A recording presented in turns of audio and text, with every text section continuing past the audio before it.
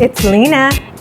Today, as promised, I'm doing a rescuing plants video. This is a snake plant that was given to me recently, and you can see that this guy is super dry and really in rough condition. First thing I always tell people is if you're going to rescue a plant, take a look at the roots.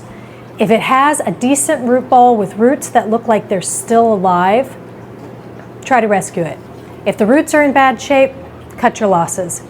So this one's got decent roots. It still has healthy leaves.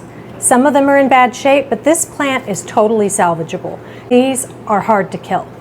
The only thing that really goes wrong with snake plants is overwatering. So anytime I'm rescuing a plant, one thing I want to be careful of is don't overcompensate. Don't just soak that plant. A plant like this, it's better to give it a little bit of water at a time and to switch the soil completely. This soil is just powder, so that soil is virtually useless. I am going to switch it out for a good healthy soil. This is a soil that I like a lot. It's got a good mixture. This kind of plant needs to drain well. It does not want to sit in a lot of moisture.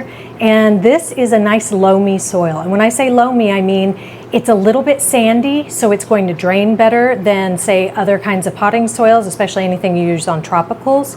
It has a good mix of perlite, and it's going to hold moisture, but it's not going to stay wet. And because it's already a little bit moist, when I put this plant into this fresh new soil, I'm not going to just pour water on it. I'm going to give it a little bit of water at a time over the next 2 days and just gently keep it hydrated. And because this root ball is just insanely dry, I'm going to water it a little bit with a spray bottle before I go to plant it.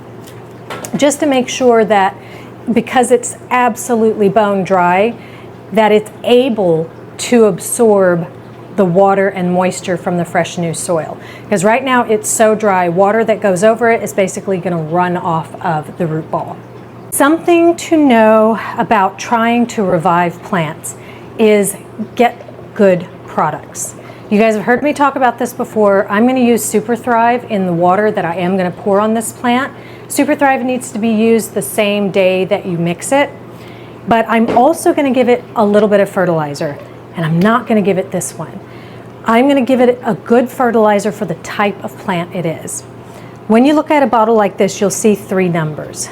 This has a 958.8. That's going to be way too much for a snake plant. A snake plant needs 10, 10, 10, and it only needs to be fertilized when it's in the growing season and about every 4 to 6 weeks.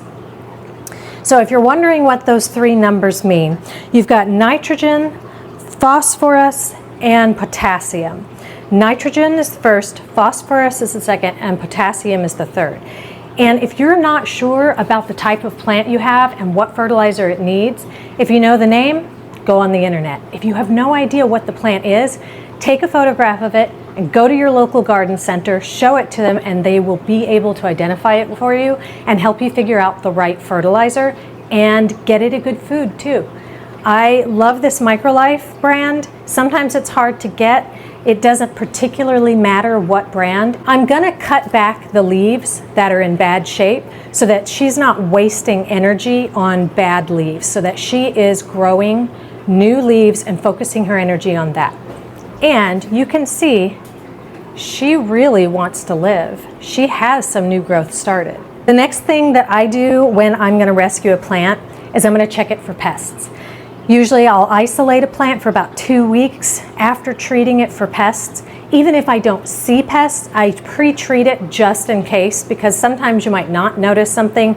I want to get ahead of that pest life cycle, so I'm going to treat it before I put it with my other plants and just make sure that if there is anything that was harming this plant, because when they are weak and sickly, they are more vulnerable to pests, that I'm going to get rid of that before I even try to nourish it. Okay. I know that people think I'm weird. I don't care, but here's what I do. I name not all my plants, but a rescue plant, I give it a name. I'm gonna call this guy Sally. The reason I do that is it'll remind me to check on that particular plant. I've got lots of plants. Most of them are healthy, some of them are rescues, and people are always giving me plants that are sickly, hoping that I can work a miracle. Can't work a miracle. I know a lot about certain plants. I don't know a lot about other plants, so I get online and I research before I put in a whole lot of effort. Snake plants, I know snake plants. I'm good with snake plants, but I'm still gonna call this one Sally because I have in the range of 300 plants, and I don't want to forget Sally, especially because she's a rescue. Once she's done her 2 weeks of isolation, I'm going to be putting her with my other snake plants. But I got to remember, Sally needs more attention. I'm going to go ahead and get her fairly moist on the root ball before I put her in the new soil. This way, when I do pour water on her and put her in the fresh new soil, she'll be better able to absorb moisture instead of just having it run right off of this super dried out, useless soil that the roots are still attached to. And because she's a snake plant, she does not want to be soaking wet. That is the biggest problem when you're taking care of a snake plant. If you see the leaves turning yellow like this, it can mean a few different things. It can mean that the plant is overwatered, but in this case, because the leaves are super dried out and turning yellow, that's a sign that she didn't get overwatered. She got underwatered. So this has some neem oil mixed in it. It will repel future bugs. And if I use it as a soil drench will kill bugs before they get to a stage where they can actually start harming your plant. So she's getting hydrated and pre-treated for any pests she might have that I can't see yet. Now I'm going to take off any leaves that look bad so she's not wasting her energy on those.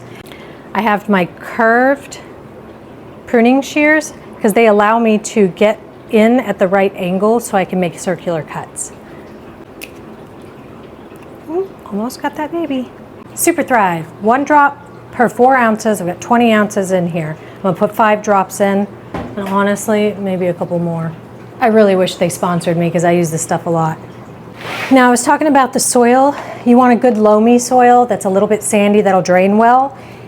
There's good perlite in here to also help it drain well, but I also mix a little bit of leca in, and again, that's for drainage. I'm going to be putting her in this pot, which does drain, but I just want to make sure because she's a snake plant, I don't want to overwater her. She's already been stressed. I think this is a pretty good mixture for her. One thing I like to do is avoid getting soil in between the leaves. When there's soil in between the leaves of my snake plants, I use a paintbrush and I just brush it out. Okay, so I'm not going to drench her. I'm going to give her some water today. I'll come back and take a look at her tomorrow, give her a little bit more water, and I'll keep checking the soil so that when I put my finger in and it comes out, there's a little bit of soil stuck to my finger. I know that's a good moist soil, and I'm not going to overwater her. I used a little bit of neem oil to make sure that if there are any pests that I stop the life cycle before they continue and before they get on my other plants. And I am going to isolate her for about 2 weeks before I put her with the rest of my plants. Thanks for watching. Check out my other videos, check out my garden tour videos, and have fun gardening. Bye guys.